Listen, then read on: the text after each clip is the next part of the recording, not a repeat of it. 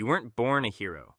You were born on a hive world where the air smells like industrial regret and the food tastes like someone described nutrition to a machine, and the machine gave up halfway through. Your city has 40 million people and exactly 0 trees. You've never seen a tree. You've seen pictures. They look fake. Standard upbringing. Go to school. Learn your prayers to the emperor. Don't ask questions about the upper hive. Definitely don't ask about the lower hive. The lower hive is where ambition goes to become a corpse. Then, at 16, the lottery happened. Not the fun kind. The administratum showed up. Robes, data slates, expressions like men who've stopped feeling things professionally. They read numbers. Your number came up. Congratulations. You've been selected to die for humanity on a planet you've never heard of against enemies you can't pronounce. Your mother cried. Your father shook your hand. Your little brother looked at you like you were already gone. He wasn't wrong. They gave you a uniform. Scratchy, brown, designed by someone who hated comfort philosophically. A lasgun that looked like it survived 3 previous owners, none of whom survived it. A helmet that fit like a suggestion. And a pamphlet. Uplifting primer. Imperial Guard regulations, prayers, and motivational quotes. Page 1. You are expendable. The Emperor is not. Act accordingly. Great. Thanks. Training lasted 6 weeks. 6 weeks to turn 40 million scared kids into soldiers. The drill abbot didn't believe in encouragement. He believed in volume and creative use of pain as a teaching tool. Day 1, he made you run until 3 people passed out. Then he made the rest of you carry them and keep running. Teamwork, he called it. You called it something else, but not out loud. They taught you to shoot, lasgun basics, point at enemy. Pull trigger, pray to the emperor, repeat until either the enemy dies or you do. Advanced tactics. Shoot, faster. They taught you formations, firing lines, how to dig a trench in under an hour, how to identify chaos symbols so you could report them before going insane looking at them. That last one felt optimistic. Week 3, a commissar arrived. Political officer. Enforcer of morale. Tall coat, big hat, bigger pistol. He shot a recruit for running during a drill. Not away from anything, just running. Decided it looked like desertion. Desertion is a shooting offense. So is cowardice. So is insubordination. So is being in the wrong place when a commissar is in a bad mood. You learned to be very invisible. 6 weeks later, they shipped you out. A transport ship the size of a city that smelled like 10,000 unwashed soldiers and industrial-grade despair. You shared a bunk with 7 other guys. The bunk was designed for 4. Nobody complained. Warp travel. They explained this once. The ship enters a nightmare dimension where physics doesn't apply and demons are real, and time is a creative suggestion. They activate something called the Geller field, basically a force field that says, please don't eat our souls to things that very much want to eat your soul. It holds, usually. You spent 3 weeks in the warp. Ship time, outside it was 4 months. You know this because Sergeant Vrack told you, and Sergeant Vrack has done this 11 times, and has the eyes of a man who has seen things dissolve that shouldn't dissolve. You arrived at Cadia, or what used to be Cadia. Cadia is gone now. The Great Rift opened, a galaxy-wide warp storm that tore reality in half. Cadia was the cork in the bottle. The cork is gone. The bottle is very open. Very bad things are coming through. Standard posting. Your first enemy contact was orcs. You thought orcs would be scary? They are. But they're also loud and enthusiastic in a way that's almost admirable. If they weren't actively trying to cave your skull in with a piece of metal they found on the ground this morning. The order came down. Hold the line. You held the line. The orcs hit the line like a green avalanche that smelled like something died inside something else that also died. Your lasgun fired. The shots connected. Some orcs fell. More orcs appeared. This is the mathematical reality of orc warfare. They have more orcs than you have shots, and they find the whole thing genuinely enjoyable. Your friend Davy took a hit. You dragged him back. He survived. Lost 2 fingers. Called it lucky. In the Imperial Guard, losing only 2 fingers is lucky. You're starting to understand the scale of this. The line held. Barely. 300 of you went in. 211 came out. Victory. The commissar used that word with complete sincerity. You nodded with complete emptiness. Nobody tells you about the waiting. Between the battles, there's just time. Sitting in trenches that smell like mud and fear and someone's boots, playing cards with men whose names you're learning not to get too attached to, writing letters home that take 6 months to arrive, and another 6 months for replies that are always slightly wrong, because 6 months ago you were a different person in a different trench on a different planet. Your mother writes every month. She asks if you're eating. You're eating. Ration bars that taste like compressed obligation and a prayer to the emperor. You don't tell her that. Your little brother wrote once. Said he put your name in for the lottery and got rejected. Medical reasons. Bad lungs. You wrote back saying that was terrible news. You meant the opposite. Never told him that either. You got a new commissar. Commissar Harlan. Young. Freshly graduated from whatever school teaches men to be professionally terrifying. He shot someone on day 2 for what he called insufficient devotion during morning prayers. Insufficient devotion. During prayers, at 5 a.m. in a trench, on a planet that smells like sulfur and poor decisions. You became very devoted very quickly. But here's the thing about Harlan that nobody expected.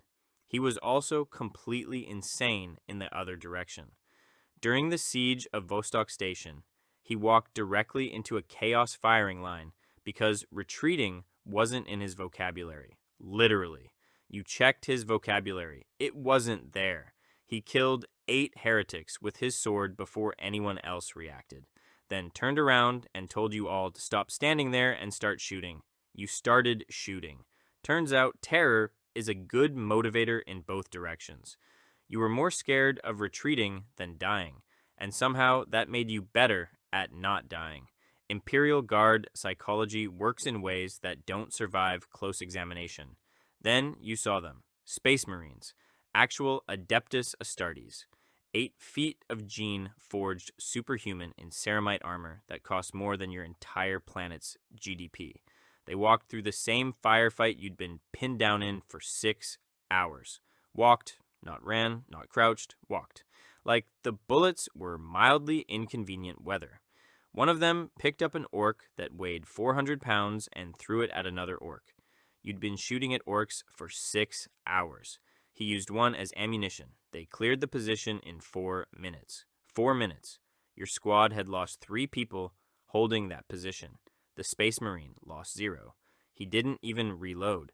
Afterward, one of them stopped near your trench. Massive. Red eyes, black skin, salamander. He looked at you the way you look at a very small and fragile thing you're trying not to accidentally crush. He said, "Well-held soldier," then walked away. That's it. That's all he said. Well-held soldier. You've been alive for 22 years. You have fought 3 campaigns. You have held lines and dragged friends from firefights and eaten ration bars that tasted like ground-up prayers. Well-held soldier might be the best thing anyone has ever said to you. You didn't wash that shoulder plate for a month. Years happened. The way years do in the Guard, which is to say, quickly and badly and with significant personnel turnover. You were good at not dying. This sounds simple. In the Imperial Guard, it is a genuine skill. Knowing when to move, when to stay flat, when the sergeant's wrong and how to follow the wrong order without following it all the way to death, how to sleep anywhere, how to eat anything, how to keep going when your brain is filing complaints with management about the current working conditions. They promoted you corporal, then sergeant. Translation. Now you give the orders that get people killed instead of just following them. The paperwork is different. The guilt is identical. You got a squad, 8 soldiers. You learn their names immediately because you're not a monster. You tried not to get attached because you learned that lesson the hard way. 3 campaigns ago when Davy got shot, and you lost focus for 4 seconds, and those 4 seconds cost you 2 more friends, and 4 seconds of focus might as well be a geological age in active combat. You got attached anyway. You always get attached. Every sergeant does. The ones who don't get attached stop being human, and the ones who stop being human eventually make decisions that get everyone killed in a different way. So, you got attached and you tried to keep them alive, and you succeeded more than average, which in the Imperial Guard means you're practically a miracle worker. Then chaos, actual chaos. Not the general chaos of war. Chaos with a capital C. Chaos with demons. Chaos with warp energy that made reality go soft at the edges. Chaos with cultists who used to be regular people and made a series of increasingly bad theological decisions. The briefing was simple. Hold the line. Don't look directly at anything that seems wrong. If you hear voices that sound like your mother or your best friend or your greatest desire, do not listen to them. They are not your mother. They are not your best friend. They are definitely not your greatest desire. You held the line. One of your squad looked. You saw his face change. That's the only way to describe it. Change. Like something moved in behind his eyes and rearranged the furniture. Commissar Harlan handled it. Harlan handled it without hesitation. That's the worst part. Without hesitation. Because in the Imperial Guard, there's no time for hesitation and no room for sentiment, and the math is very simple and very terrible. You gave the order to keep moving. Your squad kept moving. That night, you opened your copy of the uplifting primer, found a prayer for the fallen, read it, didn't help, closed it, kept it anyway, because sometimes the ritual matters even when the words don't reach anywhere. Your mother's letters stopped coming. You told yourself it was the warp routes. The Great Rift made everything slower. Delays of months, years. Time was getting weird out there, warping in ways that made correspondence unreliable. You told yourself that for a long time. Then a letter came. From your brother. Shorter than usual. Your mother passed 8 months ago.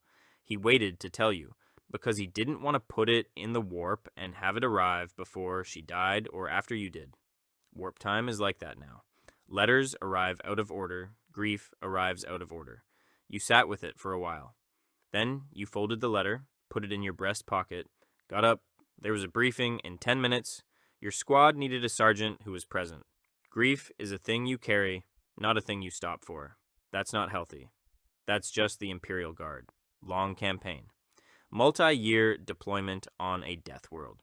The kind of planet that resents human presence philosophically and expresses that resentment through the weather and the wildlife and the soil, which is acidic, and the water, which is worse, and the air, which is technically breathable, if you're willing to negotiate on the definition of breathable. You were there for 3 years. Ship time. Outside time doesn't bear thinking about. You got good at the planet. That's what happens. You adapt. You learn which plants are poisonous by watching which ones the locals avoid. You learn the sound the acid rain makes before it turns from regular rain into acid rain. You learn to sleep with one eye open, not metaphorically, but practically, because the local fauna have opinions about sleeping humans. Your squad adapted with you. 8 soldiers became 7, became 6, became 5, became 9, when they assigned you replacements, who were new and scared, and reminded you of yourself at 16, except you were never that young. You taught them the things nobody taught you, how to read the sergeant's mood before he gives the order, which ration bars are least bad, how to write letters home that are honest but not so honest that the people home can't sleep, how to keep going, just how to keep going. That's the real training they don't give you in 6 weeks. Eventually, they rotated you out. 23 years of service. Campaign ribbons that mean specific kinds of terrible to anyone who can read them. A leg that aches when it rains because of an injury that was field treated, meaning badly treated, but treated enough to keep the leg. They sent you home. Home was different. The hive was the same. Same smell. Same gray. Same 40 million people going about the business of existing in a city that never quite gets comfortable with the number of people in it. Your brother met you at the transport dock. Older, grayer. He looked at you the way your little brother had looked at you when you left, except now it was the other direction. Like you were someone he knew once who came back wearing different eyes. He took you to the apartment. Small, clean. He'd kept a room for you, just in case. He said that casually, just in case, 23 years, and he kept a room just in case. You didn't know what to do with that. You sat in the room for a while. No briefing in 10 minutes. No squad that needed you. No line to hold. Just a room that was kept just in case, and a brother who went gray waiting, and a city outside that never stopped moving for a single day of the 23 years you were gone. You were supposed to feel something specific. Relief, maybe. You felt mostly quiet. Quiet was hard at first. Your brain kept filing situation reports about a situation that wasn't happening. Kept calculating fields of fire in rooms that didn't need fields of fire. Kept listening for sounds that meant something bad was coming. Nothing bad was coming. That was the adjustment. Nothing bad coming is actually fine. Your brain needed time to believe that. Your brother helped. He didn't ask questions you couldn't answer, didn't push for stories, just was there. Made food. Watched the same bad-picked cast you used to watch before. Let you sit in the quiet until the quiet felt less like a tactical problem and more like an actual rest. You found work, training new recruits. Turns out 23 years of not dying is a transferable skill. You taught them the things you wished someone had taught you. Not just how to shoot, how to carry it, how to keep going, how to write the letters, how to come back. One of them reminded you of that kid. 16. Scared. Number came up, looking at you with that specific look of someone who isn't sure they're going to make it. You told him the truth. You might not, but you might. And the difference between the two is mostly the small things. The paying attention, the staying human, the getting attached even when it costs you because the alternative costs more. He nodded, didn't look convinced. He will be. Eventually. You weren't born a hero. You were born on a hive world that smelled like industrial regret with 0 trees and 40 million people, and a lottery you always knew was coming. You didn't get gene seed. Didn't get power armor, didn't get 2 hearts or bones that could stop a bullet or 8 feet of superhuman designed for war. You got a laser gun that survived 3 previous owners, a helmet that fit like a suggestion, an uplifting primer that was wrong about almost everything except the one thing it got right. You are expendable, but you spent 23 years making sure the people next to you weren't. You held the line. Every time. That counts. The Emperor protects. Mostly, though, you protected each other.